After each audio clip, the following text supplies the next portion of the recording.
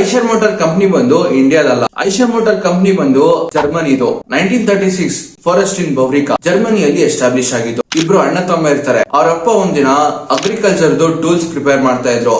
ಅದನ್ನ ನೋಡ್ತಾ ಇವರಿಗೆ ಅನ್ಸುತ್ತೆ ದಟ್ ಈ ಅಗ್ರಿಕಲ್ಚರ್ ಗೋಸ್ಕರನೇ ಒಂದು ಮಿಷಿನ್ ಪ್ರಿಪೇರ್ ಮಾಡೋಣ ಅಂತ. ಅವರು ಮನೆಗೆ ಬರ್ತಾರೆ. ಅವ್ರ ಮನೇಲಿ ಒಂದು ಗರಾಜ್ ಇರುತ್ತೆ. ಆ ಗರಾಜ್ ಅಲ್ಲಿ ವೇಸ್ಟ್ ಮೆಟೀರಿಯಲ್ಸ್ ಇರುತ್ತೆ. ಆ ವೇಸ್ಟ್ ಮೆಟೀರಿಯಲ್ಸ್ ಜೊತೆಯಲ್ಲಿ ಎಕ್ಸ್ಪೆರಿಮೆಂಟ್ ಮಾಡಕ್ ಸ್ಟಾರ್ಟ್ ಮಾಡ್ತಾರೆ. ಇದ್ರ ಎಕ್ಸ್ಪೆರಿಮೆಂಟ್ ಮಾಡ್ತಾ ಮಾರ್ಕೆಟ್ ಅಲ್ಲಿ ಟ್ರ್ಯಾಕ್ಟರ್ ನ ಲಾಂಚ್ ಮಾಡ್ತಾರೆ. ಆ ಇಬ್ರು ಹೆಸರು ಬಂದು ಜೋಸೆಫ್ ಮತ್ತೆ ಆಲ್ಬರ್ಟ್ ಐಷರ್. ಈ ತರನೇ 1936 ಅಲ್ಲಿ ಮಾರ್ಕೆಟ್ ಅಲ್ಲಿ ಟ್ರ್ಯಾಕ್ಟರ್ ಲಾಂಚ್ ಆಗಿತ್ತು. ಈ ಟ್ರ್ಯಾಕ್ಟರ್ ಬಂದು ಸ್ಮಾಲ್ ಮತ್ತೆ ಮೀಡಿಯಂ ಫಾರ್ಮರ್ಸ್ ಗೆ ತುಂಬಾ ಅಫೋರ್ಡೆಬಲ್ ಆಗಿತ್ತು. 1930 ಈ ಟೈಮ್ ಅಲ್ಲಿ ಜರ್ಮನಿ ಬಂದು ಇಂಜಿನಿಯರಿಂಗ್ ಮತ್ತೆ ಇಂಡಸ್ಟ್ರಿಯಲ್ ಡೆವಲಪ್ಮೆಂಟ್ ಗೆ ಒಂದು ಹಬ್ ಆಗಿತ್ತು. ಆ ಟೈಮ್ ಅಲ್ಲಿ ಅಗ್ರಿಕಲ್ಚರ್ ಅಲ್ಲಿ ಸಾಕಷ್ಟು ಡೆವಲಪ್ಮೆಂಟ್ ಆಗ್ತಾ ಇತ್ತು.